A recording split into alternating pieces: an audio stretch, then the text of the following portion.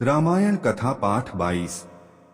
विवाह दान आदि से निवृत्त होकर महाराज दशरथ मिथिलेश के राजभवन में जाने की तैयारी करने लगे। तभी भरत के मामा अर्थात राजा कैकेयी के पुत्र युधाजित वहां आ पहुंचे।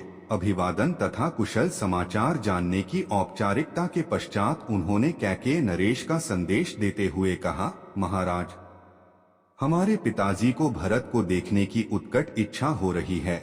आथ कृपा करके आप कुछ दिन के लिए भरत को मेरे साथ उनके ननिहाल भेज दें। इस संदेश को लेकर मैं अयोध्या गया था, किंतु वहां पर ज्ञात हुआ कि आप जनकपुरी गए हुए हैं, इसलिए मैं भी यहाँ आ गया। महाराज दशरथ ने युधाजित का समुचित सत्कार किया और उन्हें सारा वृत्तांत सुनाया। फिर उन्हें लेकर ऋषियों, मंत्रियों एवं बंधु बांधवों सहित यज्ञशाला के द्वार पर पहुँचे।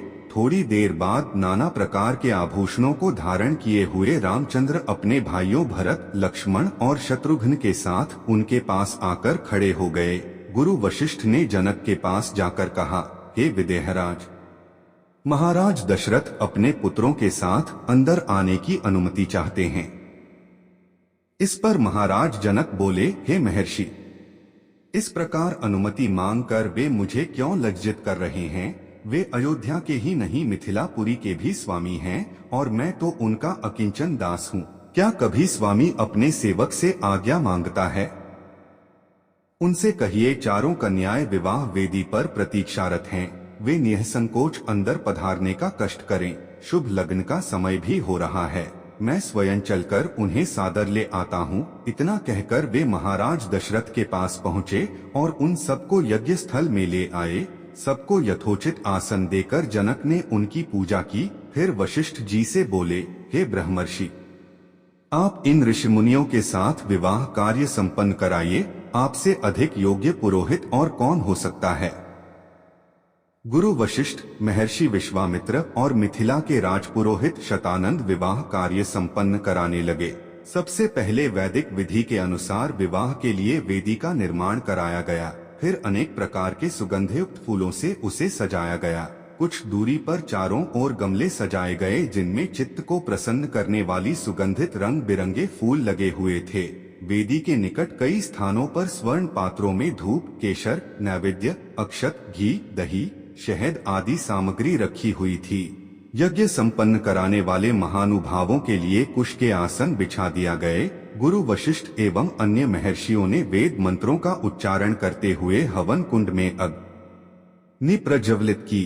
फिर वशिष्ठ जी के आदेश पर राजप्रासाद की महिलाओं ने जनक कुमारी सीता को लाकर यज्ञ वेदी के निकट खड़ा कर दिया। उस समय सीता जी का मुखमंडल प्रातःकालीन बाल रवि की भांति अनुपम सौंदर्य से देदीप्यमान हो रहा था।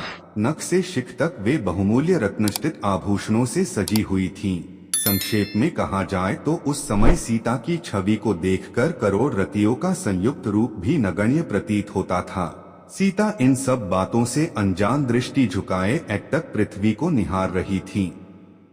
महाराज जनक अपनी लाडली पुत्री सीता को श्री रामचंद्र के निकट खड़ा करके विनीत स्वर में बोले, हे रघुकुल तिलक रामचंद्र, मैं अपनी पुत्री सीता का हाथ आपके सशक्त हाथों में सौंपते हुए यह कामना करता हूँ कि मेरी पुत्री आपकी अर्धांगिनी होकर सदैव छाया की भांति आपका अनुसरण करती रहे। आथ हे कौशल्या कुमार, इसे आप अपनी पत्नी के रूप में स्वीकार कीजिए। आज से यह आपके सुख दुख की संगिनी हुई। यह कहकर राजा जनक ने अंजलि में संकल्प के लिए लिया हुआ जल वेद मंत्रों से पवित्र करके हृदय की संपूर्ण भावनाओं के साथ छोड़ दिया।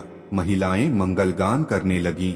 मृदंग, दुंदुभी तथा नाना प्रकार के वाद्य यंत्रों का सुमधुर स्वर चारों ओर गूंजकर इस हर्षपूर्ण घटना की सूचना देने लगा। राम और सीता के विवाह के संपन्न हो जाने के पश्चात लक्ष्मण, भरत और शत्रुघ्न का विवाह उर्मिला, मांडवी और श्रुतकीर्ति के साथ वैदिक विधि विधान से संपन्न कराया गया। राजा जनक अपने नेत्रों में स्नेहपूर्ण अश्रु भरकर बोले, हे अयोध्या के राजकुमारों, आप चारों भाई सूर्यकुल के गौरव, पराक्रमी, धर्मपरायण, तेजस्वी, सौम्य, विद्वान एवं सदाचार के गुणों से मंडित हैं।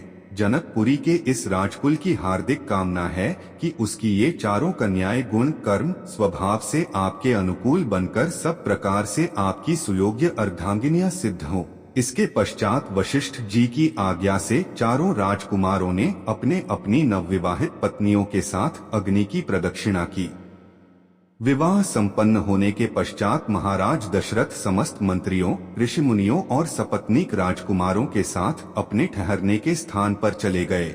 जनकपुरी में रात्रि विश्राम करके प्रातःकाल मुनि विश्वामित्र विदा लेकर उत्तराखंड की ओर चले गए। महाराज जनक ने दहेज के रूप में असंख्य दास दासियां, हाथी, घोड़े, गौए, रत्नष्टित आभूषण, वस्त्र, बर्तन आदि नाना प्रकार की वस्तुएं देकर अयोध्यापति दशरथ को विदा किया और उन्हें पहुंचाने के लिए नगर के द्वार तक आए। वे हाथ जोड़कर बड़ी नम्रता के साथ बोले, हे राजन, मुझे सब प्रकार से अपना दास समझकर मुझ पर कृपा बनाए रखिए। मैं एक बार फिर आभार पूर्वक कहना चाहता हूं कि आपने मेरे कुल के साथ संबंध स्थापित करके मुझे गौरवान्वित किया है।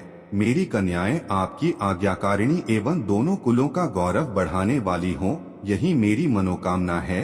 फिर उन्होंने तथा कुशध्वज ने अश्रुपूर्ण नेत्रों से चारों कन्याओं को आशीर्वाद देते हुए विदा किया।